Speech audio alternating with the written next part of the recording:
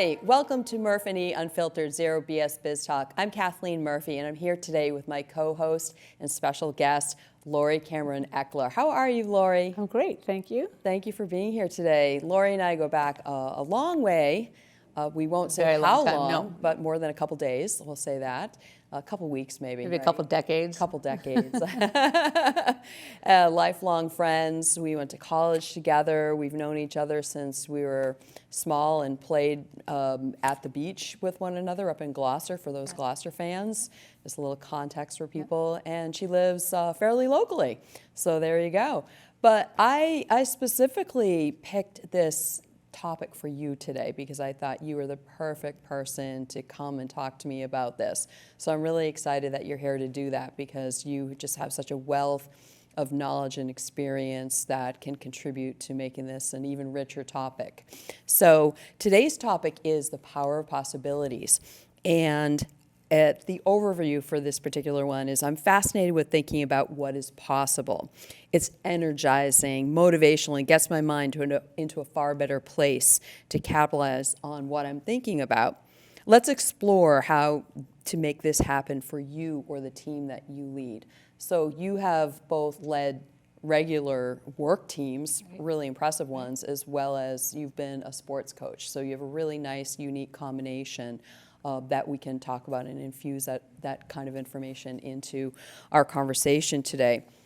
The other sort of jumping off point for me in terms of when I was putting this particular topic together was I had recently written an article about having time to think and the importance of that. So this dovetails nicely into this topic because I think that in order to come up with possibilities, you need time to think. So we're gonna be queuing off on that in a little bit.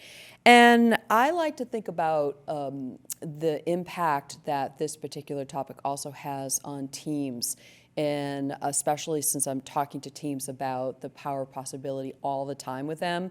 Let's face it, teams want to win, whether they're in business or in sports. So we'll get into that a little bit. And then I also like to think about and appreciate the why and the who are you doing and how are you going to go about manifesting, potentially making these possibilities happen. So we're going to get into that as well today. So one last piece before I start to ask you some questions, I can't wait to hear your responses, is people should also be thinking about, when it comes to this particular topic, thinking about the power of visualization. And most people know what that is. So if you haven't heard of this particular concept, it's about thinking through how you might like the outcome of something to be or to look. What is that going to look like for you? Hopefully it's a positive outlook. So Lauree, I'm really curious about how you leverage going about what's possible and the power of possibility. How does that work for you? So I think to start, one thing I've discovered about myself is I have this sort of mindset that everything is figure-outable. I love that. So I look at something and I'm like, how do I make it happen? So sort of a little tied into your visualization piece. Mm-hmm. One thing I learned, so I played on a lot of sports teams in high school and in college. And one thing one of my coaches taught me was if you're running up a hill, to imagine yourself already at the top of the hill. I like that. So it's the visualization of imagining yourself already where you want to be, like that you're there already. That is so good. That is so good. So it sounds like that's one of your methods that you rely upon, maybe the power of visualization, capitalizing on the advice that your coach gave you, which can apply to so many different things in life. It's not just getting to the top of the hill and imagining that you're already there. Right. But what else? Like, what are some other sort of techniques that you might apply for yourself? So I have a positive outlook on things. I mean, I tend to think of myself, the old adage, the glass is half full, half empty. I think of the glass as definitely 3/4 full or all the way full when I look at something. I tend to be a really positive person, and I believe in my heart that everything is always going to work out. I like that. So, the outlook can be bleak, but time has told me that things always work out for the better, right? Whether it was meant to be. Without a doubt. So one of the things that I like to think about, especially when I'm working with teams, is a couple of different elements that not everybody would perhaps take into consideration. And that is infusing both humor and also kindness into scenarios. So whenever particularly a situation may be bleak, what small thing might you be able to do to help that person or that team be in a better situation? Maybe it's not appropriate to infuse humor at that point in time, but maybe it's appropriate to do something nice for them. Maybe it could just be simply putting your arm around them, asking them, can I get you a glass of water? Is there something that I can do for you? Do you want me to just sit here and listen to you? Do you want me to just sit here and be quiet? And anybody can do those kind of things. So I don't ever like to hear people's excuses in terms of, well, I couldn't do that. Sure, you could do that. It's always possible to do something. Have you been in a scenario like that? Where So well, I've coached, I mean, one thing I could draw upon is I've coached soccer. I coached soccer for all of my daughters. And you have 3. I have 3 daughters. And so I've coached a lot of kids through the years. And I've had kids that were great soccer players and kids that weren't great soccer players. But one thing I am very proud of is building a team and building a positive environment. And I learned this lesson many years ago where we were in a losing season. We had I don't think we'd won a game all season actually. And so and I was thinking, oh geez, are these girls having a great time? And very positive coaches. I said to them one day, I said, so how are you guys feeling about the season? And they're like, it's great, coach. We're having such a fantastic time. And I was like, wow.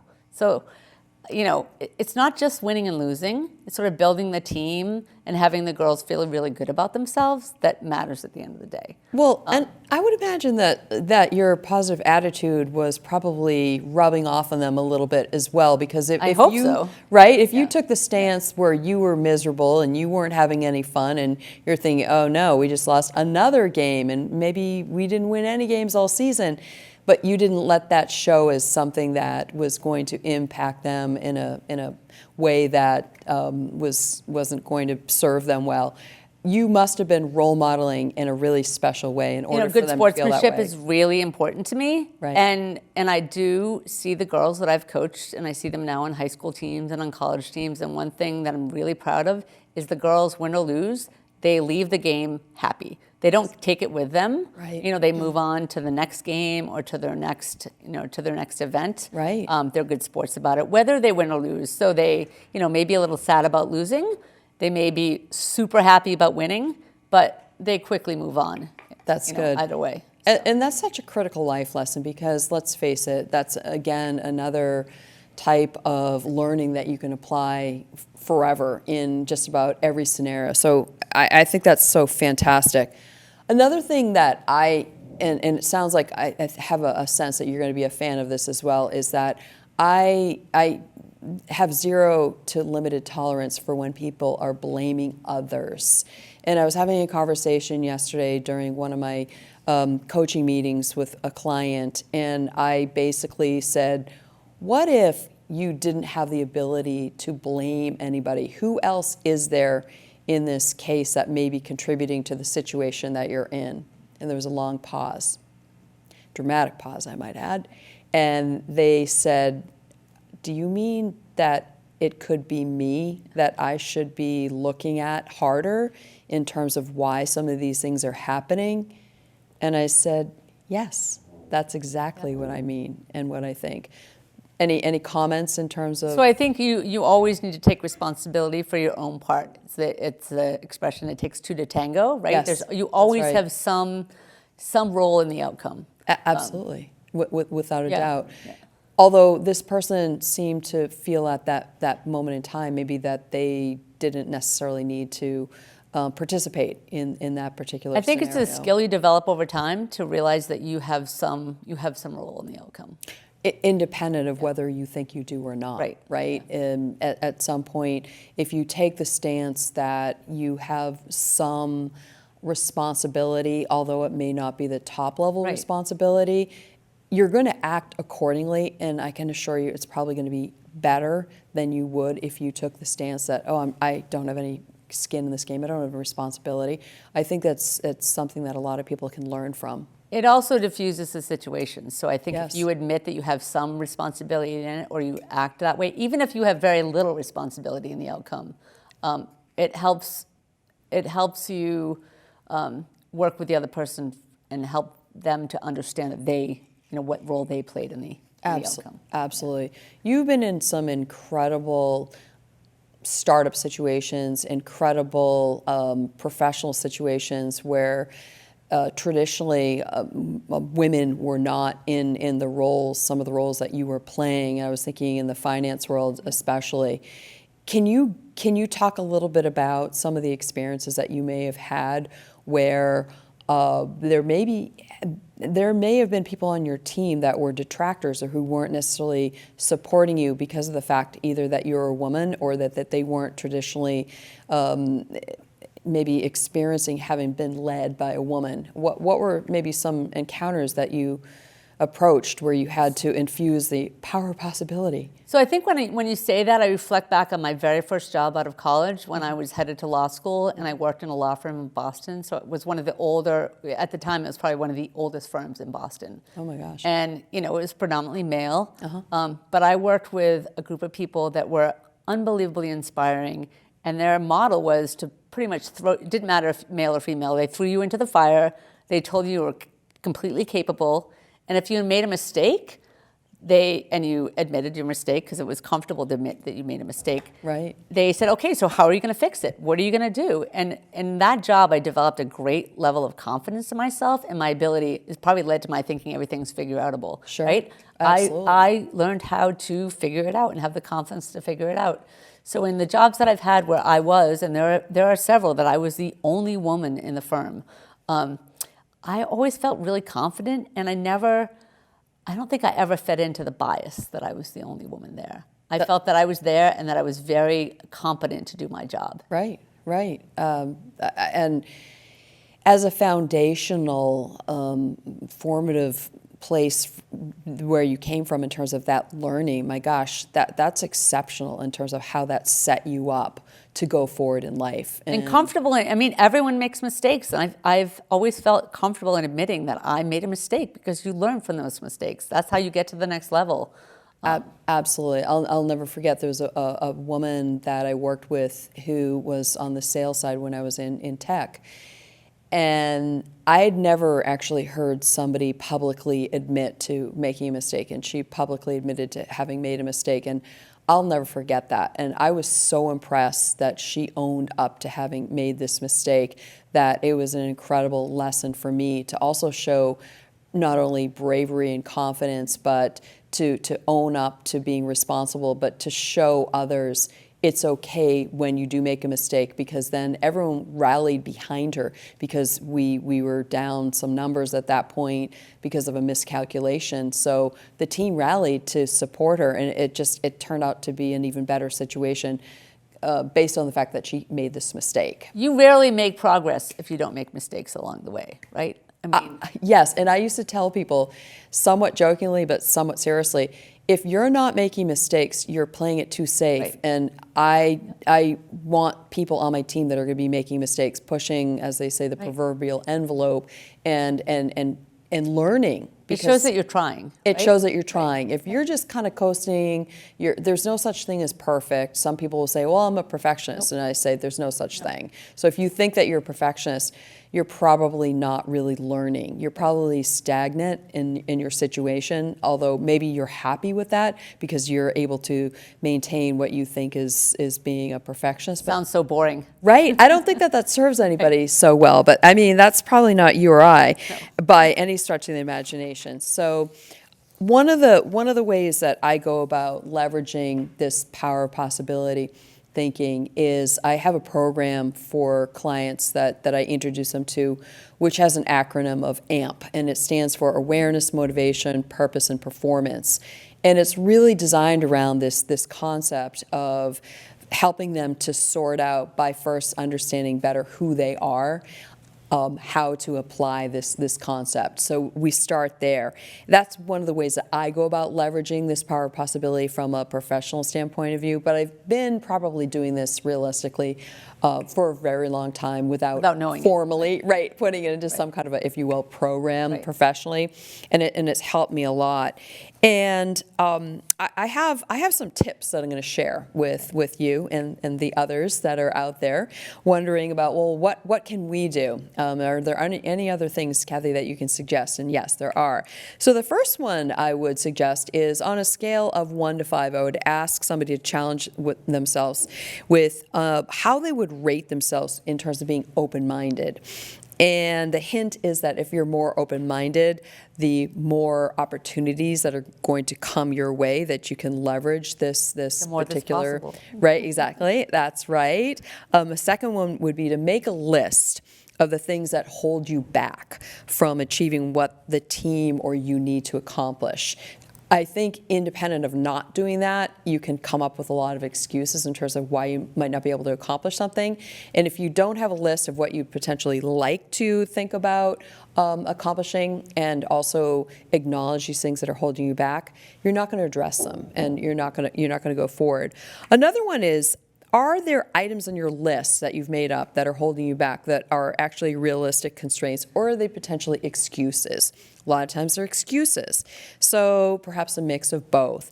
And coming to terms with especially these excuses, I think is really critical, and you need to address them. This is something that I regularly encourage people to have us work through. Another one is to commit to thinking small. I think too many times people, I find when I ask them, what are some of your goals? They come up with these goals that are super achievable. And I say, that's great, but in order to, as to your point earlier, to grow, you need to be doing things that are much more difficult and to really be sort of capitalizing on pushing yourself to achieve things that you might not think that you can do. And it's taking one step. Like they can be micro steps. Yes. They can be, I don't know if you've ever read the book Atomic Habits, but they're taking atomic-sized steps forward to your where you see yourself. Perfect, exactly, and it can be broken down to, and it should be broken down to something that allows you to not feel like you're going to be set up to fail. So that's a perfect. Making a little bit progress every day. Yes, exactly. That's a perfect suggestion, and it's maybe not easy to do, but over time, you and I can both assure people that they will get there. Yeah. Especially if they have some kind of a method in place, such as these atomic habits. Atomic Habits. I like that. I'm going to check that book out for sure. And then really with the goal of eliminating the small thinking. Because if you're thinking small but you have grandiose dreams of getting someplace, you're never going to get there, unfortunately, if you just are thinking too small. Because you are going to be holding yourself back from what's possible, right? What about you? Some suggestions? Or So you're just making me think of, you're reminding me of this, and it's come up again recently that, I will say it was probably 4 or 5 years ago. I was made aware of a family that was coming locally from, they were coming from Syria.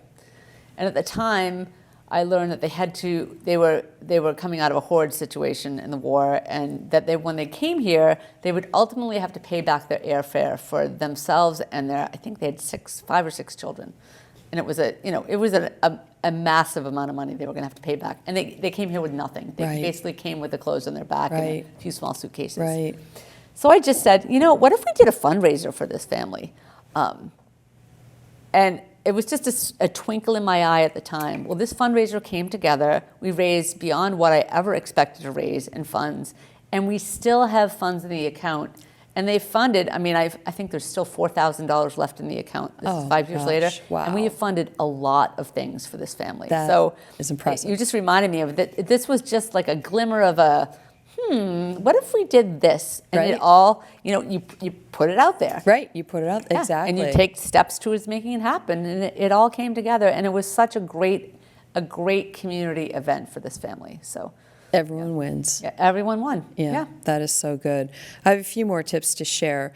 Another one is, do you realize that you might be often more thinking about scarcity versus abundance as a thought process? A lot of people think, oh, the economy is going in the wrong direction, so I'm never going to get hired, or I'm never going to be able to get that new fill in the blank, whatever it is that they want, because I'm probably going to get laid off, and it's just going to be a terrible situation, and then on and on and on.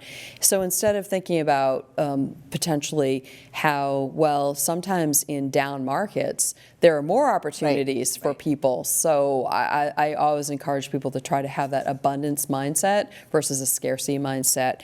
And then that reversal is going to serve them exceptionally well. It takes some practice to do that, but I think at first you have to acknowledge which side you're sort of on in terms of your thinking. Well, it's also your strategy, right? I mean, you look at the situation and you figure out what's your strategy to deal with this certain scenario of events. And, assuming it's positive, exactly, then the possibilities are sort of endless, right? I mean, that's very, very true. Another one is, when was the last time you thought about achieving something you may never have admitted out loud or written down and looked at? Perhaps something really big and what others might think is audacious. In my opinion, I would be thrilled if you thought this way, and I'm always saying to others, go big or go home.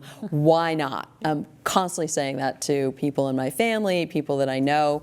You've probably heard me say that as well. I think it's critical for people to kind of stretch it. I recently admitted out loud to one of the sports teams that I'm working with. What this is.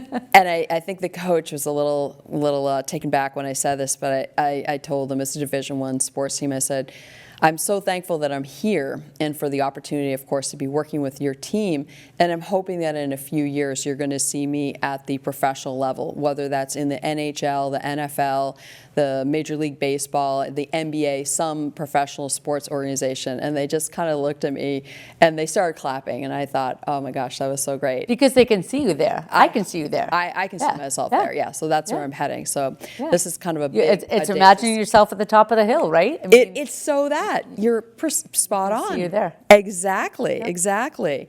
And so now you want me to admit something that's big. Yeah. Let's hear. So my big. Yes, let's my hear. big, and it's funny. I was thinking about this on the way over here today. So my big is a screenplay that I've had in my head for a really long time. I did not know that I want that. to see to come to fruition. Have you written it? I have not written. I've dabbled with it, but I have not written it yet. But I Okay. know who I want to have produce it. I know who I Really? want to have direct it, and I know probably some of the people I want to have in it. I love that. I love that. I did not know that. That's fantastic. That is so good.